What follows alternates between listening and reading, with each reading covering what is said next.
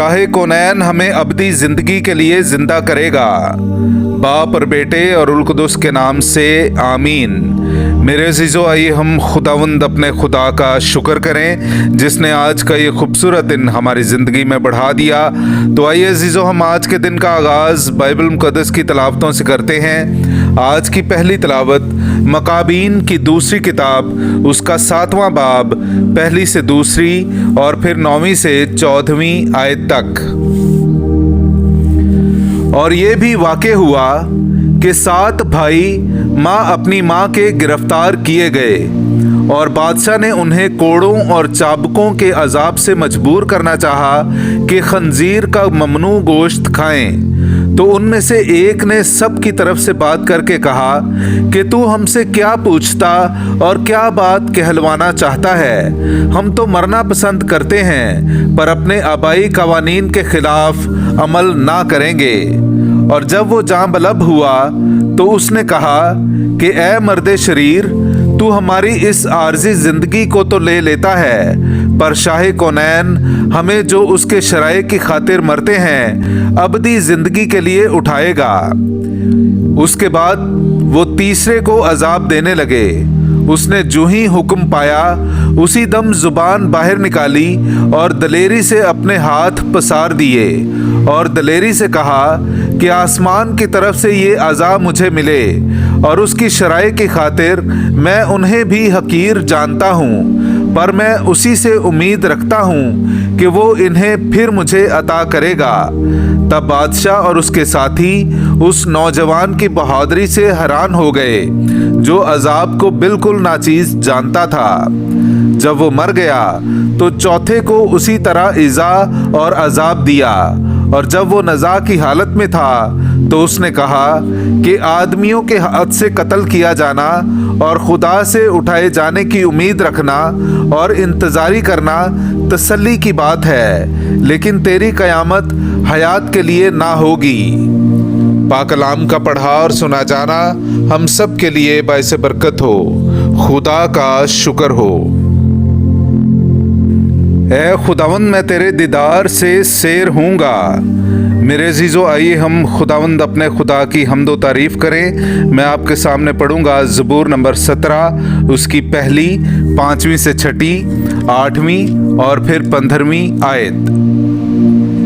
ए खुदावंद, हक की दरख्वास्त सुन, मेरी फरियाद पर तवज्जो कर, मेरी उस दुआ पर कान लगा जो बेरिया लबों से निकलती है। मेरे कदम तेरे रास्तों पर कायम रहे हैं, मेरे पाँव नहीं अटके। ऐ खुदा, मैं तुझे पुकारता हूँ क्योंकि तू मेरी सुनेगा। मेरी तरफ कान झुका, मेरी बात सुन ले। आँख की पुतली की मानिद मुझे महफूज रख, अपने परों के साए में मुझे छुपा ले। पर मैं सदाकत में तेरा दीदार हासिल करूँगा और जागते हुए तेरे हुजूर में सैर हूँगा। पाक कलाम का पढ़ा और सुना जाना हम सब के लिए बाइस बरकत हो। खुदा का शुक्र हो।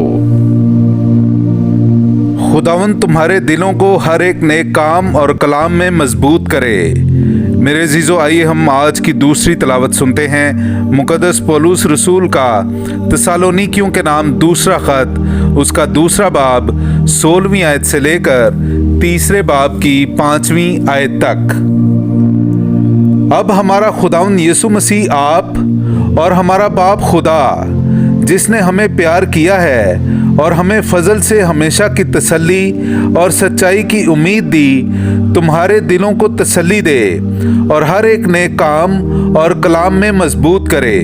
गर्ज ए भाइयों, हमारे लिए ये दुआ करो कि खुदावंद का कलाम जल्द फैल जाए और ऐसा जलाल पाए जैसा तुम में है, और ये कि हम कजरों और बुरे आदमियों से बचे रहें, क्योंकि सब में ईमान नहीं मगर खुदावंद वफादार है।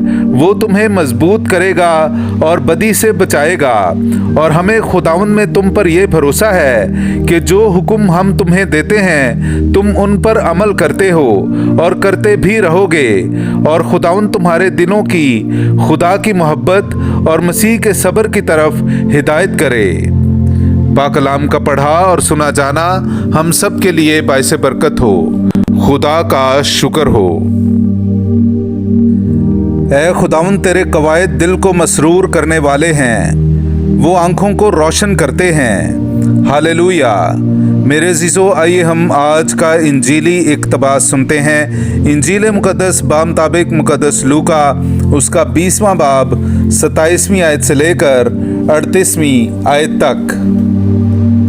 तब उन सदूकियों में से जो क़यामत के मुनकिर हैं, बाज़ ने पास आकर उससे सवाल करके कहा कि ऐ उस्ताद, मूसा ने हमारे लिए लिखा है कि अगर किसी का ब्याहा हुआ भाई बे-औलाद मर जाए तो उसका भाई उसकी बीवी को ब्याह में ले और अपने भाई के लिए नस्ल पैदा करे। बस 7 भाई थे।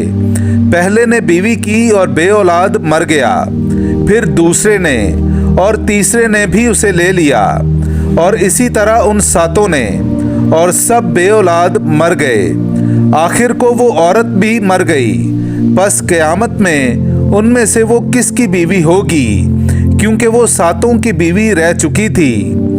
यीशु ने उनसे कहा कि इस आलम के फर्जंद ब्याह करते और ब्याहे जाते हैं, लेकिन जो लोग इस लायक ठहरेंगे कि उस आलम और मुर्दों में से जी उठने के शरीक हों, वो ना ब्याह करेंगे और ना ब्याहे जाएंगे, क्योंकि वो फिर मरने के नहीं, इसलिए कि वो फरिश्तों की मानित होंगे और क़यामत के फर्जंद होकर खुदा के भी फर्जंद होंगे।